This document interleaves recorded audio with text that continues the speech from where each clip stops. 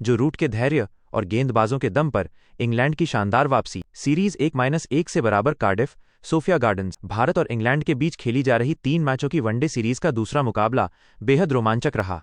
पहले मैच में करारी शिकस्त झेलने के बाद मेजबान इंग्लैंड ने जबरदस्त वापसी की और दूसरे वनडे में भारत को 4 विकेट से हरा दिया। सोफिया गार्डन्स के खूबसूरत मैदान पर खेले गए इस लो स्कोरिंग लेकिन तनावपूर्ण मुकाबले में इंग्लैंड ने भारत से मिले 234 रनों के लक्ष्य को 44.1 ओवर में 6 विकेट खोकर हासिल कर लिया। इस धमाकेदार जीत के साथ ही इंग्लैंड ने सीरीज में 1-1 की बराबरी कर ली है, जिससे अब लॉर्ड्स में होने वाला तीसरा और अंतिम मैच सीरीज का निर्णायक मुकाबला बन गया है। इस पूरी जीत के महानायक रहे इंग्लैंड के सबसे अनुभवी बल्लेबाज जो रूट, जिन्होंने अपनी सूझबूझ भरी पारी से भारत के जबड़े से जीत छीन ली। भारतीय बल्लेबाजी।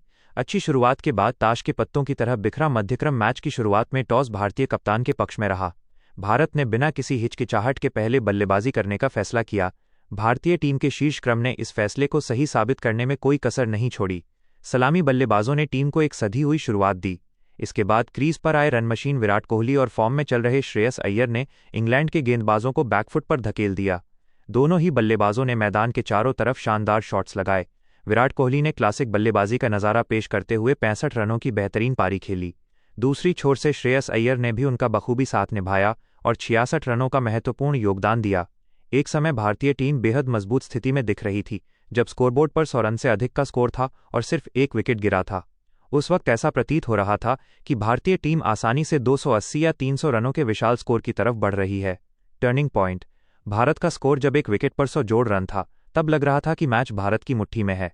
लेकिन इसके बाद इंग्लैंड के तेज गेंदबाजों ने मैच का पासा पूरी तरह पलट दिया। आर्चर और एटकिंसन का कहर। 233 पर सिमटी भारतीय पारी। जब भारतीय बल्लेबाज हावी हो रहे थे, तब इंग्लैंड के कप्तान ने अपने मुख्य तेज गेंदबाजों जोफ्रा आर्चर और गस एटकिंसन को मोर्चे पर लगाया। इन दोनों गेंदबाजों ने अपनी रफ्तार, सटीक लाइन लेंथ और शॉर्ट गेंदों के मिश्रण से भारतीय बल्लेबाजों को बांधना शुरू किया।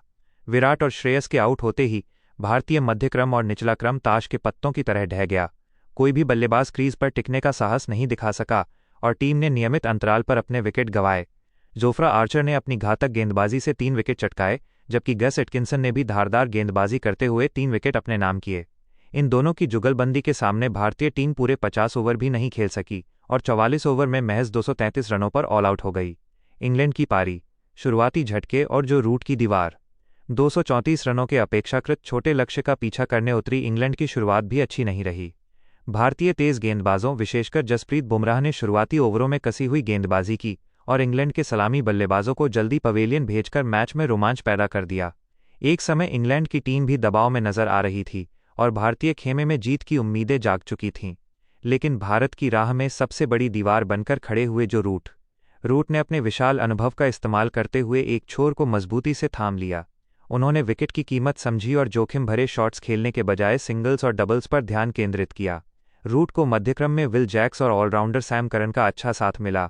इन बल्लेबाजों ने रूट के साथ छोटी लेकिन महत्वपूर्ण साझेदारियां करके भारतीय गेंदबाजों द्वारा बनाए गए दबाव को कम किया। इंग्लैंड की पारी का संक्षिप्त विवरण। लक्ष्य 234 रन। Score 238/6, 44.1 over. परिणाम इंग्लैंड 4 विकेट से जीता। मुख्य स्कोरर जो रूट 99 तारांकन रन। शतक से चूके रूट, लेकिन टीम को दिलाई जीत। मैच के अंतिम क्षणों में गेंदबाजी में कमाल दिखाने वाले गस एटकिंसन ने बल्ले से भी उपयोगी योगदान दिया। जो रूट अपने शतक के बेहद करीब थे और 99 रनों पर बल्लेबाजी कर रहे थे।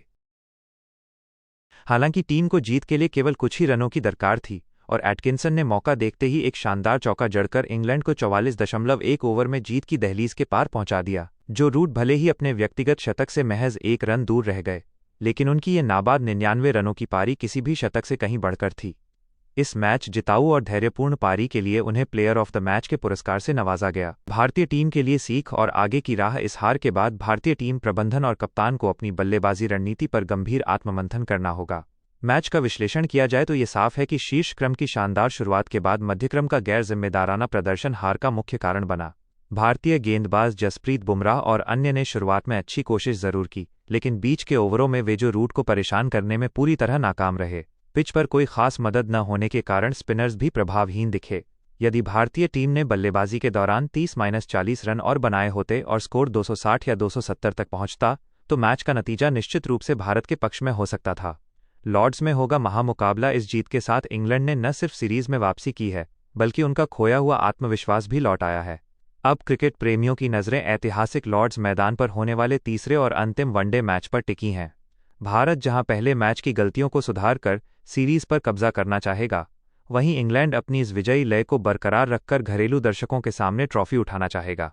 लॉर्ड्स की ऐतिहासिक पिच पर दोनों टीमों के बीच एक बार फिर कड़ी और रोमांचक टक्कर देखने को मिलने की पूरी उम्मीद है।